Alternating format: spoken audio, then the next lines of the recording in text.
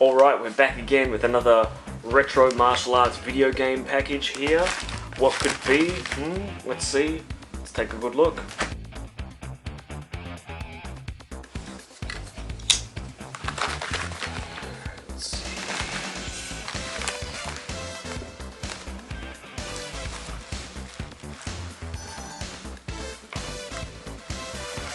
Whoa! Kung Fu Master! Or Kung Fu, as some people know it. There.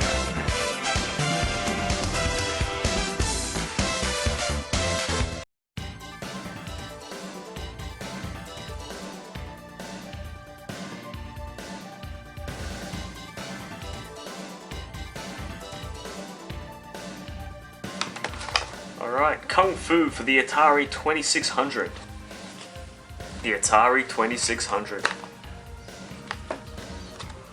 Oh, the old style casing here. Like the old style VHS casing. Once upon a time. The stickiness of where the price tag used to be here. Alright, let's open this up. Have a look inside.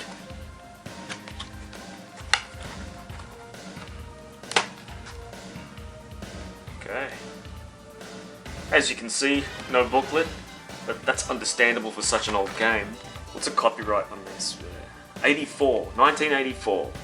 Anyway, so there is our Atari cartridge. True Oriental font. Kung Fu Master. That's the bottom of it.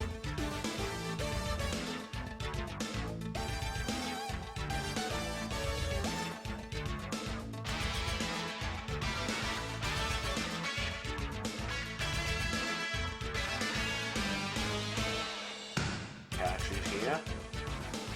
Nice sturdy cartridge too. In better condition than previous cartridges that I've received, like Super NES cartridges.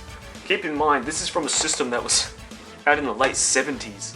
I think it went obsolete by 1992. I think I remember that because they tried to start selling the systems off real cheap at that time. And I actually bought an Atari 2600 for a weekend. I was expecting more than what I got. I think I was already used to the NES and the Sega Master System, so getting a 2600 after that was a bit of a disappointment. Sure enough, it was returned the next week. Okay, there it is, Kung Fu Master. And take a look at that beautiful artwork on the front there. That is what made the Atari games for me so great. They just had such beautiful cover art. I mean, look at that sweet kick. Wow. The bad guys that you're going to take on later on. See, that was the thing. I remember being much younger, and when these games were brand new, I think I have a recollection back in the 80s of being in the Target store, and it was in the VHS, the electronics section, and they had Double Dragon for the Atari 2600, and you walked around the corner and on the other shelves you had the Sega Master System version, different artwork again, and then in the NES, the Nintendo corner, you had Double Dragon yet again, different artwork again. And I used to see the different versions of the game and it used to intrigue me. Now the Atari 2600 probably didn't have the best games, but when you looked at the covers, there was something about the artwork that just sparked your imagination. The artwork was so much better than what the games were. And when you looked at the art, you thought, wow, I wonder if this is what the game is like. And yeah, I think it was just that element of imagination. Again, like a horror movie, when you don't see much in a horror movie, like there's a lot of darkness, your imagination takes over and the movie becomes scarier. It's the same sort of thing with this. When you didn't see, when all you saw was like one screenshot, one little screenshot at the back there, and the rest of it was this beautiful artwork, your imagination took over and you thought, wow, this game must be awesome. And look, you know what? This game was awesome. A lot of people probably know it better as just Kung Fu, which was on the Nintendo Entertainment System. Same game. Now, this game was produced by IREM Tokyo, and it was distributed by Data East. But from what I could see here, it was Activision that looked after the Atari version, I guess. So that's interesting. Now in Japan, it was known as Spartan X. Now the reason behind this was that there was a movie, a Hong Kong movie at the time, starring Jackie Chan, Sammo Hung and Yuen Biao, called Wheels on Meals. And in Japan, it was known as Spartan X. So they tried to make some sort of combination here. So I don't know whether it was a selling point or some kind of scheme to sell more games, I guess. It's got nothing. This game has nothing to do with Jackie Chan. It's got nothing to do with the movie Spartan X / Wheels on Meals. It's Wheels on Meals, not Meals on Wheels. It's Wheels on Meals. Great movie, by the way. I suggest if you have not seen it, check it out. One of the best Jackie Chan fight scenes you'll ever see. He goes up against Benny the Jet Urquidez at the end. You've also got Keith Vitali in there going up against Yuen Biao. Sammo Hung doing his thing.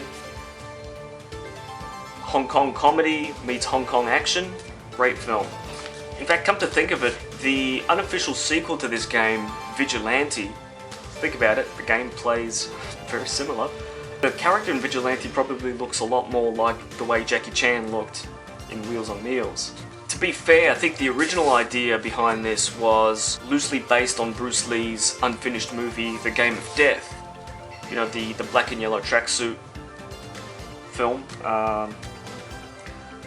Again, in that particular movie, the idea was that there was a pagoda, and on every level of the pagoda was a different martial arts stylist. Great concept for a film. Unfortunately, it was never finished because Bruce passed away before the end of that film.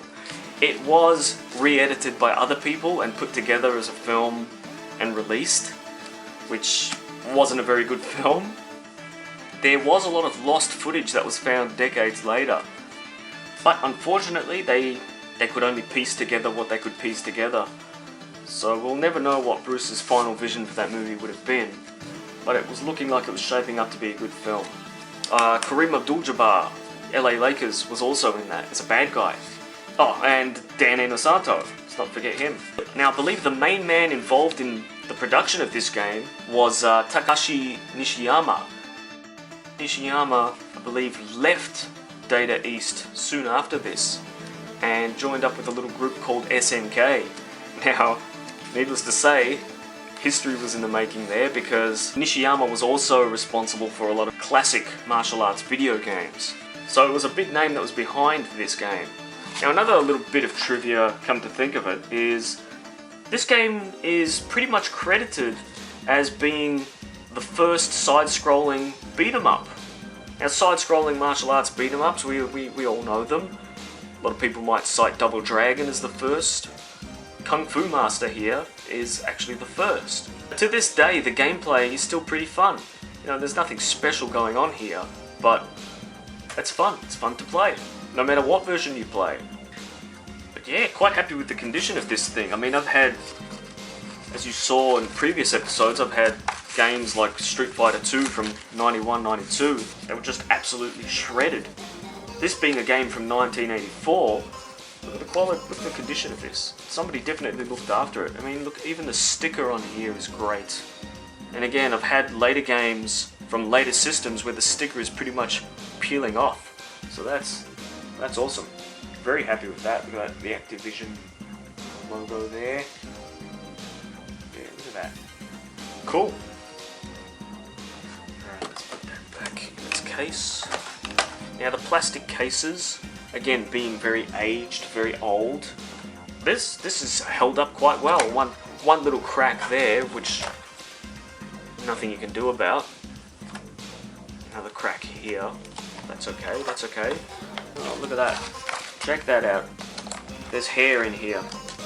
Whose hair could that be? Who knows? Who knows? Oh. So yeah, very happy with this one. This one's going straight into the collection as well. Put our cartridge in there where she belongs. Beautiful. And that is Kung Fu Master. So again, a nice little slice of 1984 martial arts video game action here. And stay tuned, I've got a lot of other packages like this on their way. What could they be?